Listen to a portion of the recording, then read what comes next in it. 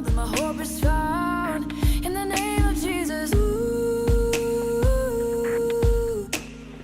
you say you're working everything for my good. Shalom, bertemu kembali dalam channel Gereja Betel Pembaruan Jemaat Taman Firdaus. Bagaimana kabar Bapak Ibu dan Saudara sekalian dalam Tuhan? Saya berharap Bapak Ibu dan Saudara sekalian dalam Tuhan selalu mendapat perlindungan yang sempurna daripada Tuhan Yesus. Dan kita bertemu kembali pada saat ini. Saya akan membawakan firman Tuhan yang bertemakan kuat di dalam berdoa. Nah, tapi sebelum kita mendengarkan firman Tuhan, mari kita bersatu di dalam doa. Bapa kami yang di surga, terima kasih Tuhan untuk kasih karunia-Mu, rahmat-Mu kepada kami semuanya. Sehingga Tuhan kami ada sebagaimana ada saat ini oleh karena kasih dan kemurahan Tuhan. Biarlah Tuhan pada saat ini kami mau merenungkan firman-Mu, berfirmanlah Tuhan kepada kami. Sehingga firman ini boleh tertanam di hati kami dan kami menjadi kuat di dalam Tuhan.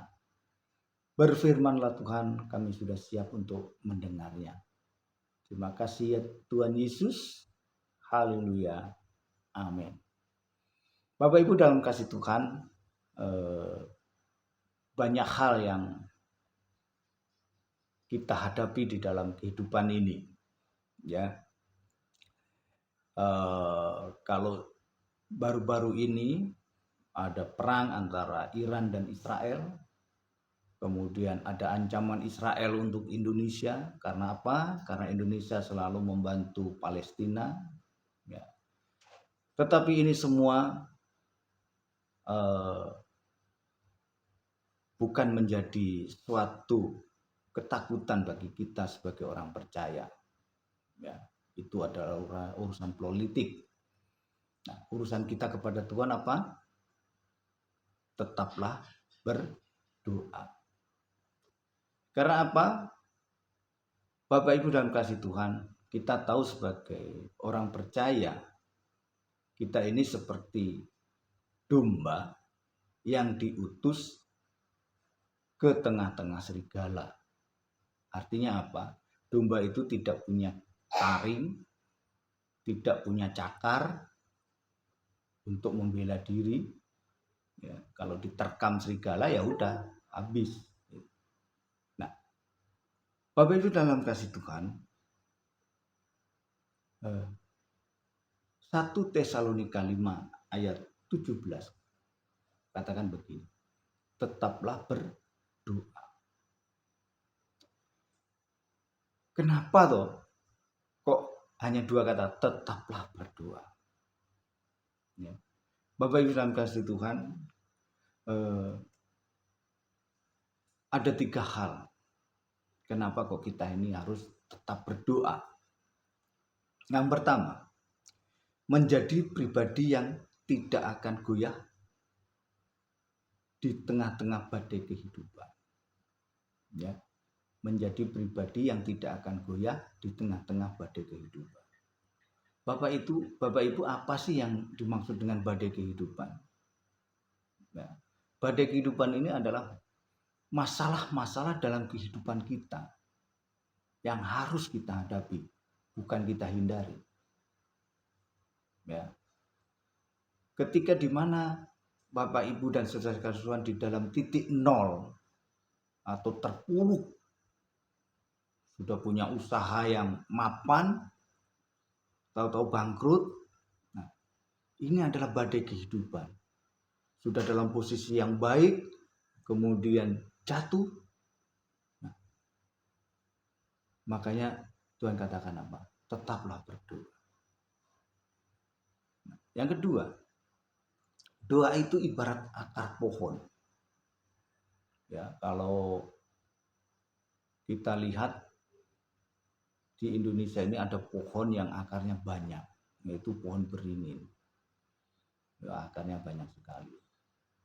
Tetapi ketika akar pohon itu masuk ke dalam tanah, maka pohon itu akan menjadi kuat. Demikian dengan kita. Kalau kita kuat di dalam doa, kita tidak akan pernah digoyahkan. Dengan kondisi apapun, keadaan apapun dalam kehidupan kita, kita tidak akan digoyahkan. Karena apa? Tuhan akan menolong. Karena apa? Tuhan kita tidak pernah tidur. Dia selalu ada. Ya, kita berdoa. Yang ketiga, doa adalah nafas orang percaya. Ya, kalau kita mengaku sebagai orang percaya, pasti kita taat berdoa. Nah, berdoa juga menjalankan firman Tuhan. Maka bisa ya tadi 1 Tesalonika 5 ayat 17 katakan apa? Tetaplah berdoa. Itu adalah firman yang tertulis di dalam 1 Tesalonika 5 ayat 17. Ya. Jadi ada 3 hal tujuan kita berdoa. Yang pertama adalah menjadi pribadi yang tidak akan goyah di tengah-tengah badai kehidupan. Kemudian doa itu ibarat akar pohon yang tertanam jauh ke dalam tanah sehingga kita menjadi kuat di dalam Tuhan. Yang ketiga adalah doa adalah nafas orang percaya dan menjalankan firman Tuhan. Nah, ada 3 hal yang supaya kita kuat di dalam doa. Ada 3 hal supaya kita kuat di dalam doa. Yang pertama, keintiman. Ya, keintiman bukan suatu pola atau rutinitas. Ya, Bapak Ibu, keintiman dengan rutinitas ini berbeda. Kalau keintiman ini kita membangun suatu relasi yang kuat, intim. Tapi kalau rutinitas ya dikerjakan ya biasa aja. Tidak ada suatu ikatan yang membuat kita ini kuat. Ya. Jadi yang pertama tadi adalah keintiman. Bukan pola atau rutinitas. Tetapi relasi kasih yang makin dalam di dalam Tuhan. Ibaratnya kalau kita sedang jatuh cinta. Bagaimana sih kalau orang jatuh cinta? Setiap saat, setiap waktu, setiap hari, setiap minggu ingin selalu bertemu. Nah, inilah yang dimaksud dengan keintiman. Jadi setiap saat kita ingin bertemu dengan Tuhan. Ya, bertemu dengan Tuhan bagaimana? Ya, kita berdoa. Dengan berdoa itu kita membangun suatu keintiman dengan Tuhan. Ya, kalau Mazmur 86 ayat 1 doanya Daud, sendengkanlah telingamu, ya Tuhan, jawablah aku sebab sengsara dan miskin aku. Di sini sendengkanlah telingamu. Ini diulangi Daud sampai 2 kali. Di dalam Mazmur 88 ayat 2 juga begitu dikatakan, sendengkanlah telingamu. Ketika kita berdoa Bapak Ibu dalam kasih Tuhan, kalau Tuhan tidak menyendengkan telinganya, maka Tuhan tidak akan dengar. Ya. Jadi kita minta kepada Tuhan, Tuhan sendengkanlah telingamu. Sehingga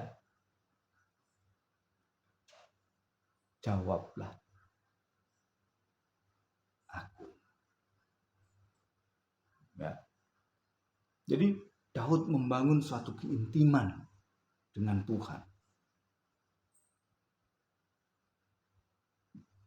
Dengan dia katakan, sendengkanlah Tuhan telingamu dan jawablah aku. Yang kedua, konsisten. Bukan emosi yang bisa berubah-ubah. tapi suatu komitmen, ya, konsisten, bukan emosi yang bisa berubah-ubah, tetapi komitmen. Bapak Ibu dalam kasih Tuhan, konsisten ini artinya bagaimana kita mengambil satu tindakan yang terus-menerus sesuai apa yang direncanakan, sehingga menjadi satu komitmen. Kalau misalnya kita mau berdoa di pukul 8 malam, ya konsisten setiap pukul 8 malam kita berdoa. Maka itu menjadi satu komitmen kita kepada Tuhan. Nah, ya. Jadi berdoa bukan saya mau jam 8 malam, tapi ini udah masih jam 7 saya berdoa saja. Ini nggak konsisten. Ini nanti aja lah, nanti jam 10. Ini juga nggak konsisten. Jadi konsisten itu adalah kita jadwalkan sendiri jam berapa kita mau berdoa, sehingga itu menjadi komitmen kita untuk berdoa. Kalau Daud memberi contoh kepada kita, 7 kali sehari Daud berdoa. 7 kali sehari Daud berdoa. Konsisten dan komitmen itu dijalankan Daud setiap hari. Nah, kalau Daniel 3 kali sehari dia berdoa. Dia konsisten berdoa 3 kali sehari dan itu menjadi komitmen Daniel. Nah, sekarang kita bagaimana supaya kita kuat di dalam doa? Apa ya? Mau berapa kali kita berdoa dalam sehari? Kita tentukan, konsisten menjalankan, menjadi satu komitmen kita untuk tetap berdoa. Kalau saudara-saudara kita 5 kali berdoa, ada yang konsisten, ada yang enggak. Ya, jadi supaya kita kuat di dalam doa, kita mesti konsisten, sehingga menjadi satu komitmen untuk tetap berdoa. Kalau kita misalnya berjanji sama saudara kita, setiap jam 8 malam kita harus berdoa, ya kita berdoa. Dimanapun kita berada, kita berdoa. Itu yang kedua. Yang ketiga, tujuan ilahi bukan motif pribadi. Tujuan ilahi bukan motif pribadi, tetapi selaras dengan kehendak Allah. Ingat, selaras dengan kehendak Allah. Bapak Ibu dalam kasih Tuhan, banyak orang berdoa seolah-olah, ya, mudah-mudahan Bapak Ibu dalam kasih Tuhan tidak seperti itu, tapi banyak orang yang berdoa seolah-olah mendikte Tuhan, mengatur Tuhan. Misalnya, Tuhan, anak saya mau ujian, berikan nilai yang terbaik, berikan nilai 10. Nah, Tuhan, anak saya mau melamar pekerjaan, biarlah diterima gajinya yang banyak. Doanya benar apa salah? Benar doanya. Tapi esensinya, ya, Tuhan, anak saya mau ujian, berikanlah nilai yang terbaik. Jadilah kehendak-Mu, bukan kehendak-Ku. Itu Bapak Ibu sekalian. Anak saya sedang melamar kerja, biarlah dia diterima dan mendapat gaji, dan jadilah kehendak-Mu, atau kehendak-Mu lah yang jadi. Bapak Ibu dan Tuhan, kalau kita berdoa mengatur Tuhan, jadi Tuhan menjadi apa? Karena saya mau begini, saya mau begitu, saya mau punya mobil, saya mau punya ini, punya ini. Kalau itu bukan kehendak Tuhan, maka doanya tidak akan dijawab. Kalau bukan kehendak Tuhan, ya. Jadi kita berdoa, jangan mengatur Tuhan, tetapi dialah kehendak Tuhan yang jadi di dalam kehidupan kita, dalam doa kita. Ya. Bagaimana Tuhan Yesus memberi contoh, memberi teladan kepada kita ketika Tuhan Yesus berdoa di Taman Getsemani. Ya. Di dalam Matius 26 ayat 36 sampai 46. Yesus berdoa di Taman Getsemani. Bapak Ibu dan kasih Tuhan. Kalau kita baca keseluruhan ayat itu, kita akan mengerti bagaimana sih sebenarnya kita harus berdoa. Ya. Saya akan bacakan ayat yang ke-36, nanti selebihnya Bapak Ibu boleh baca di Alkitab masing-masing. Ya. Maka sampailah Yesus bersama-sama murid-muridnya ke suatu tempat yang bernama Getsemani. Lalu ia berkata, "Duduklah di sini, sementara aku pergi ke sana untuk berdoa." Tuhan Yesus berdoa di Taman Getsemani. Nah, ada 3 hal yang saya dapat di dalam ayat ini. Yang pertama adalah, tetapi janganlah seperti yang ku kehendaki, melainkan seperti yang engkau kehendaki. Ya. Jadi doa Tuhan Yesus yang pertama adalah bagaimana dia Tuhan, kalau bisa cawan ini berlalu daripadaku. Tetapi janganlah seperti yang ku kehendaki, melainkan seperti yang engkau kehendaki. Artinya apa? Tuhan Yesus secara manusiawi tidak sanggup untuk menjalani penyaliban secara manusiawi. Tetapi jangan kehendakku Tuhan, tapi kehendak-Mu lah yang jadi.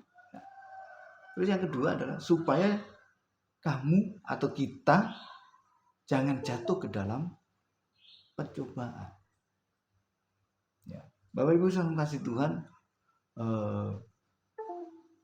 dalam kehidupan saya pribadi, ketika saya longgar dalam berdoa, ya keadaan agak sulit.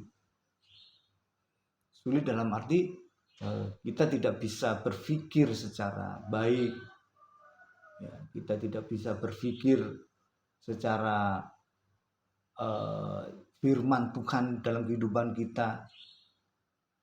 Karena apa? Ya seperti pribadi yang kosong. Seperti pribadi yang kosong. Makanya 1 Tesalonika 5 ayat 17 katakan apa? Tetaplah berdoa supaya kita tidak kosong. Di dalam hati kita tidak kosong. Roh Kudus akan tetap menyala ketika kita tetap berdoa. Ya. Dan banyak hal lah kalau saya saksikan di dalam kehidupan saya, bagaimana saya ketika tidak berdoa dan ketika saya berdoa jauh sekali perbedaan. Bagaimana saya menghadapi tiba-tiba anak saya sakit dan tidak tahu harus apa dan sakit apa. Ketika saya bawa ke rumah sakit, dia sadar, sehat, kemudian tiba-tiba kambuh lagi, padahal dia sudah siap-siap mau masuk sekolah yang baru. Bagaimana kita tidak panik pada saat itu. Tetapi saya dan istri saya tetap berdoa bahwa kalau Tuhan kehendaki dia masuk, ya masuk. Ya. Tetapi kalaupun Tuhan kehendaki, terjadilah kehendak Tuhan. Dan puji Tuhan, sekarang dia sudah masuk kelas yang baru dengan sekolahan yang baru. Dan Bapak Ibu dalam kasih Tuhan, ketika analis dokter waktu itu, dokter jaga di IGD RS Adiaksa mengatakan, wah itu ada indikasi tumor. Waduh, secara manusia saya shock sekali. Tapi saya katakan, dalam nama Tuhan Yesus, anak saya akan sehat dan baik-baik saja. Kemudian dilakukan CT scan, di otaknya ada kayak selaput-selaput gitu. Kemudian saya tanya ke teman saya yang dokter, dia katakan itu bukan indikasi tumor. Wah, puji Tuhan sekali. Tapi saya tetap berdoa bahwa anak saya baik-baik saja. Kemudian yang terakhir di MRI dan hasilnya luar biasa. Anak saya baik-baik saja, tidak ada penyakit apapun di dalam kepalanya. Dan ini adalah satu puji, ya bisa dikatakan luar biasa lah. Karena apa? Kita tetap berdoa. Ya, kita serahkan dengan kondisi apapun. Kita serahkan kepada Tuhan, kita tetap berdoa. Nah, terus bagaimana kita berdoa? Nih, bagaimana kita berdoa? Bapak Ibu saudara Tuhan, kita berdoa sebagaimana Tuhan Yesus ajarkan kita berdoa. Di dalam Matius 6 ayat 9 sampai yang ke-13. Doa Bapa kami. Ya, di mana doa itulah yang diajarkan Tuhan Yesus. Karena itu berdoalah demikian. Ya, Bapa kami yang di surga, dikuduskanlah namamu, datanglah kerajaanmu, jadilah kehendakmu di bumi seperti di surga. Berikanlah kami pada hari ini makanan kami yang secukupnya. Dan ampunilah kami akan kesalahan kami, seperti kami juga mengampuni orang yang bersalah kepada kami. Dan janganlah membawa kami ke dalam pencobaan, tetapi lepaskanlah kami daripada yang jahat. Karena Engkaulah yang punya kerajaan dan kuasa dan kemuliaan sampai selama-lamanya. Itulah doa yang diajarkan Tuhan Yesus kepada kita. Dan bagaimana kita berdoa? Ya seperti itu. Doa kita ditujukan kepada siapa? Kepada Bapa. Kepada Tuhan Yesus, Bapa kami. Di mana tempat? Di surga.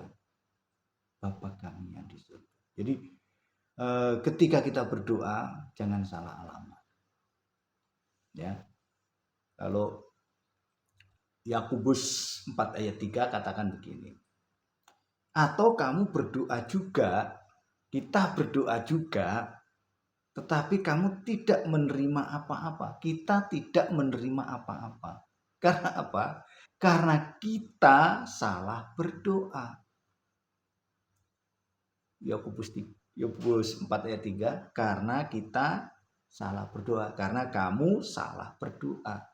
Sebab yang kamu minta itu hendak kamu habiskan untuk memuaskan hawa nafsu. Jadi doa kita salah. Karena apa? Hanya untuk memuaskan nafsu kita.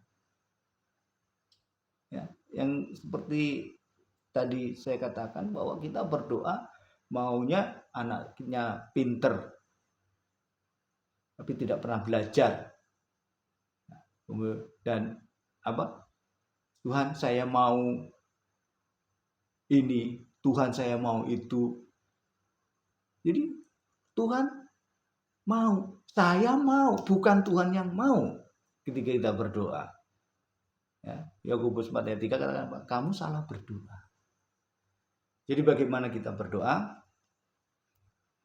Kehendakmulah yang jadi. Itu kata kunci. Ketika Tuhan Yesus berdoa, kalau boleh cawan ini berlalu daripadaku, tetapi bukanlah kehendakku, melainkan kehendakmulah yang jadi. Mari kita berdoa. Terima kasih ya Tuhan. Terima kasih atas firman-Mu pada saat ini. Sehingga kami boleh mengerti bagaimana kami berdoa. Dan bagaimana kami menjadi konsisten untuk berdoa. Menjadi suatu komitmen dalam kehidupan kami sebagai orang percaya untuk tetap berdoa. Dan biarlah firman ini Tuhan menjadi rema dalam kehidupan kami. Terpujilah Engkau kekal selama-lamanya. Di dalam nama Tuhan Yesus Kristus kami mengucap syukur dan berdoa. Amin. A symphony